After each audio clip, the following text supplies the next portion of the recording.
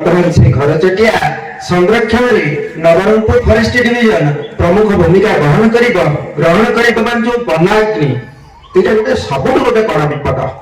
ଏବେ ତ ଯୁଦ୍ଧ ପରେ ପରେ ଗୁଜରାଟ ପର୍ଯ୍ୟନ୍ତ ଆସିଲାଣି ସେ ଯୋଉ କଳା ଧୂଆଁ ମଧ୍ୟପ୍ରାଚ୍ୟର ଏବଂ ସେଇ ବିଷାକ୍ତ ଧୂଆଁ ଯେତେବେଳେ ପହଞ୍ଚିଯିବ ଆମ ପାଖରେ ସେତେବେଳେ କୋଟିଏ ଗଛ ଲଗେଇଲେ ବର୍ଷ ଭିତରେ ଆମେ ବଞ୍ଚିବା ଅସମ୍ଭବ ହେଇ ପଡିବ।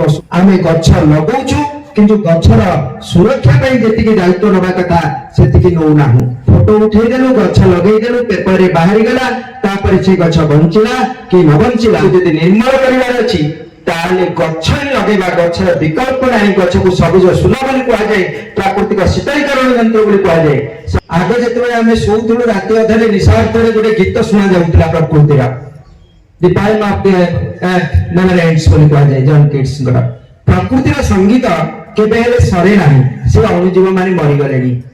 ଏବେ ରାତିରେ ଉଠିକି ଦେଖିଲା ସେ କୁକୁର ମାନଙ୍କର ଟିକେ ଭୁକା ଶବ୍ଦ ଶୁଭୁଛି, ଆଉ ସେ ସଙ୍ଗୀତ ଆଗ ଭଳି ଶୁଭୁ ନାହିଁ। ବଡ ଗଛ ଅଶ୍ୱସ୍ଥ ଗଛ ଆମେ ପାଇବା ନାହିଁ। କେତେକ ଜାଗାରେ କାଉ ମାନେ ବିରାଟ ଜଙ୍ଗଲ ସବୁ ସୃଷ୍ଟି କରିଛନ୍ତି। ହାତୀ ବହୁତ ଜଙ୍ଗଲ ସୃଷ୍ଟି କରି ଏଇ ଯୋଉ ବେଲ ଫେଲ ଜଙ୍ଗଲ ସେଗୁଡାକ ଆମେ ଲଗେଇଲେ ବିଶେଷ ଭାବରେ ଫଳପ୍ରଦ ହବନି। ହାତୀ ଯେତେବେଳେ ଖାଇବ ତାକୁ ଗୋଟା ଖାଇବ ଏବଂ ମଳ ବିସର୍ଜନ କରିବ, ସେଥିରୁ ଗଛ ସୁନ୍ଦର ଭାବରେ ସର୍ଭାଇଭ କରେ। କାଉ ବଂଶ ଲୋପ ହେଇଗଲେ ବର ଅଶ୍ୱସ୍ଥ ଗଛ ଆସିବ ନାହିଁ। ବର ଅଶ୍ୱସ୍ଥ ଗଛ ନ ଆସିଲେ ଏଇଟାକୁ କହନ୍ତି ବିଚାରପତି ଗଛ। ଯୋଉ ଗାଁକୁ ଯିବେ ସବୁ ଗାଁରେ ବର ଗଛ ଗୋଟେ ଥିବ, ଲୋକ ତା ତଳେ ବସିଥିବେ। କାହିଁକି ନା ବର ଗଛର ଯୋଉ ଶୀତଳତା ଅନ୍ୟ ଗଛ ଅପେକ୍ଷା ଅଧିକ, ହାଷ୍ଟ ଅକ୍ସିଜେନ ବି ସେ ଦିଏ। ତେଣୁ ଲୋକ ବସିଲେ ଟିକେ ସୁସ୍ଥତା ଅନୁଭବ କରନ୍ତି। ଗାଁରେ ଯେତେବେଳେ ଘରେ କାମ ଦାମ ସରିବ ପରେ ଗଛ ତଳେ ଯାଇକି ବସିବେ, ଖେଳିବେ, ଆଲୋଚନା କରିବେ, ଚିନ୍ତା କରିବେ। ଭଲ କଥା ଗୁଡାକ ସେତେବେଳେ ଆସିବ ତାଙ୍କ ମୁଣ୍ଡ ଭିତରେ। ସମସ୍ୟା ପରଠାରୁ ସେ ଆଜ୍ଞା ମାନେ ଆମ ମାନଙ୍କୁ ବହୁତ କିଛି ଜଙ୍ଗଲକୁ ସୁରକ୍ଷା କରିବା ପାଇଁ, ଜଙ୍ଗଲକୁ ଯତ୍ନ ନେବା ପାଇଁ ବୈଜ୍ଞାନିକ ଗଛ ଯେ ପ୍ରକାର ସୁରକ୍ଷା କରିକି ଜଙ୍ଗଲରୁ କିଛି ବହୁତ ମୂଲ୍ୟବାନ ଜିନିଷ ପାଇବା ବିଷୟରେ ଆମ ମାନଙ୍କୁ ଶିକ୍ଷା ଦେଲେ। ସେ ସାର୍ ମାନଙ୍କର ସହିତ ମିଶି ଆମେ ବହୁତ ପରିଶ୍ରମ କଲୁ। ଜଙ୍ଗଲକୁ ନିଆଁ ଦାଉରୁ ରକ୍ଷା କରିବା ପାଇଁ ଯେକୌଣସି ସମୟରେ ହଉ, ସକାଳ ପାହାନ୍ତିଆ ସମୟରେ ହଉ, 12 ଘଣ୍ଟା ସମୟରେ ହଉ, ସନ୍ଧ୍ୟା 6-7 ଘଣ୍ଟା 8 ଘଣ୍ଟା ସମୟରେ ହଉ, ସାହାଯ୍ୟ ମାନେ ଆମକୁ କହୁଥିଲେ କି ଯଦି ଜୁଟି ନିଆଁ ଲାଗେ ତାହେଲେ ଆମେ ମାନେ ସହଯୋଗ କରିବୁ, ଆପଣ ମାନଙ୍କ ସହିତ ସହଯୋଗ କରନ୍ତୁ। ସେ ସମୟରେ ପ୍ରକାର ଥିଲା। ଏବେ ପାଖାପାଖି 8 ବର୍ଷ ହେବାକୁ ଯାଉଛି ଯେକି ସେ କଲାପଡ଼ା ଅଞ୍ଚଳରେ ଆମର ସେ ପ୍ରୋସେସ କମିଟି ତରଫରୁ ସେ ନିଆଁ ଦାଉରୁ ଆମେ ମାନେ ଅନେକ ପ୍ରକାର ଗଛ ଲତାକୁ ଆମେ ରକ୍ଷା କରିପାରୁଛୁ, ପୁଣି ସୁରକ୍ଷା କରିପାରୁଛୁ। ଅବଶ୍ୟ କୋରାପୁଟ ଜିଲ୍ଲା କହୁଛୁ, ଅବଶ୍ୟ କୋରାପୁଟ ଜିଲ୍ଲାରେ ଯେଉଁ 4ଟା ଜିଲ୍ଲା ସୃଷ୍ଟି ହେଇଛି ସେଥିରେ ମଧ୍ୟ ନବରଙ୍ଗପୁର ଅନ୍ୟତମ ଜିଲ୍ଲା। ଯେହେତୁ ନବରଙ୍ଗପୁର ବନ ସମ୍ପଦ ଜଙ୍ଗଲ ସମ୍ପଦ ଆମେ କହୁଛୁ 50% ଅଧିକା ଥିଲା, ଆଚ୍ଛାଦିତ ଥିଲା। ଆସ୍ତେ ଆସ୍ତେ ଆମେ ଯେ ଏବେ ଦେଖିବା ଆମର ଫରେଷ୍ଟ ଡାଟାକୁ ବର୍ତ୍ତମାନ ସେଟା 23% ଖସି ଆସିଛି।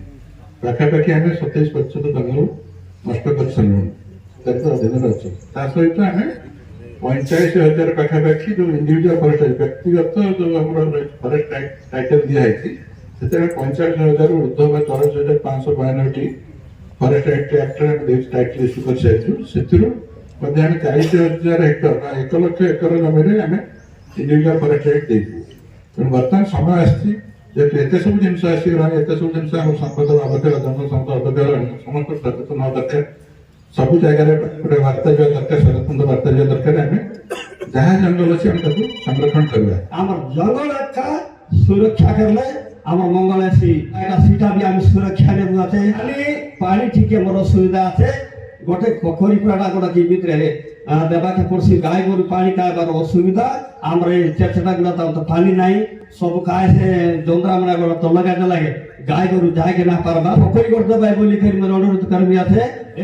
ଆମର ଜଙ୍ଗଲର ଉନ୍ନତି କରିବା ପାଇଁ, ଜଙ୍ଗଲର ସୁବିଧା କରିବା ପାଇଁ ଆମର ଫରେଷ୍ଟର ମେଞ୍ଜର ଯାଇକରି ଆମକୁ ବହୁତ ଆମକୁ ଶିକ୍ଷା ଉତ୍ପତ୍ତି କରିଛନ୍ତି। ଆଜି ଜଙ୍ଗଲର ଆମର ଜଙ୍ଗଲରେ ପରିବର୍ତ୍ତନ କରିବା ଠାର ହେଉଛି ଜଙ୍ଗଲର ଜୀବନ, ଜଙ୍ଗଲର ସୃଷ୍ଟି, ଜଙ୍ଗଲର କର୍ତ୍ତକ ମାହାନର ଉଦ୍ଦେଶ୍ୟର ଆଜି ପିଢ଼ି କରିଛନ୍ତି ଆମର ରକ୍ତ ଧାନର ସୁବିଧା କରିବା ପାଇଁ ଜଙ୍ଗଲ ରହୁଛି।